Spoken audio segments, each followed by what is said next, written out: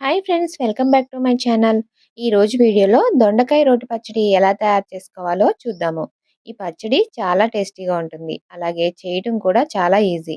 ఈ పచ్చడిని రైస్‌లోకి గానీ, దోసల్లోకి గానీ తింటే చాలా టేస్టీగా ఉంటుంది.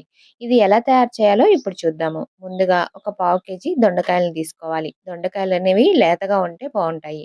ఇలా కడిగి శుభ్రం చేసుకున్న తర్వాత వీటిని వీడియోలో చూపిస్తున్న విధంగా ఇలా సన్నగా రౌండ్‌గా చిన్న చిన్న ముక్కలు కట్ చేసుకోవాలి. ఇలా కట్ చేసుకుంటే చాలా త్వరగా మగ్గుతాయి. ఆ తరువాత ఒక పెద్ద టమోటాని ముక్కలుగా కట్ చేసి పెట్టుకోవాలి. ఆ తరువాత స్టవ్ వెలిగించి ఒక కడాయి పెట్టుకొని అందులోకి 2 టేబుల్ స్పూన్ ఆయిల్ వేసుకోవాలి. ఆయిల్ వేడైనాక శనగపప్పు ఒక టేబుల్ స్పూన్, హాఫ్ స్పూన్ జీలకర్ర, అలాగే ఒక 10 పచ్చిమిరపకాయలు వేసుకోవాలి. పచ్చిమిరపకాయలనేవి కారానికి తగినట్లు వేసుకోండి.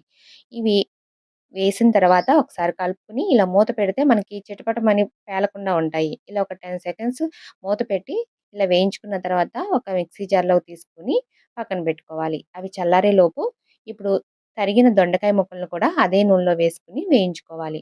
ఇలా ఒకసారి కలుపుకొని ఇందులోకి కొంచెం పసుపు కూడా వేసుకొని మరొక నిమిషం పాటు వేయించుకొని దీనిపైన మూత పెట్టి మరొక నిమిషం పాటు మగ్గనిస్తే ఈ దొండకాయ ముక్కలనేవి చక్కగా మగ్గిపోతాయి.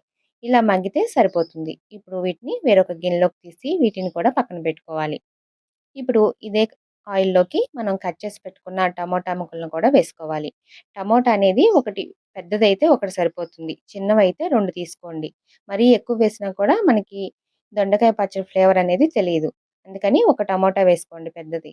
అందులోకి కొంచెం చింతపండు వేసుకొని, చిటికెడు పసుపు కూడా వేసుకొని, ఒకసారి కలిపి మూత పెట్టి ఒక నిమిషం పాటు మగ్గనిస్తే టమోటా ముక్కలు కూడా చక్కగా మగ్గిపోతాయి. ఇలా మగ్గితే సరిపోతుంది. వీటిని కూడా ఒక గిన్నెలోకి తీసి పక్కన పెట్టుకోవాలి. ఇవన్నీ చల్లారిన తర్వాత ఇప్పుడు మిక్సీ జార్‌లోకి రుచికి సరిపడినంత ఉప్పు, 4 వెల్లుల్లి రెబ్బలు వేసుకొని ఇలా గ్రైండ్ చేసుకోవాలి. ఇప్పుడు ఇందులోకి చల్లారిన దొండకాయ ముక్కలను కూడా వేసుకోవాలి. ఇవన్నీ చల్లారిన తర్వాత మాత్రమే గ్రైండ్ చేసుకోవాలి. ఈ దొండకాయ ముక్కలు వేసినాక వీటిని కూడా గ్రైండ్ చేసుకొని ఇందులోకి వేయించి పెట్టుకున్న టమాటా ముక్కలను కూడా వేసుకోవాలి.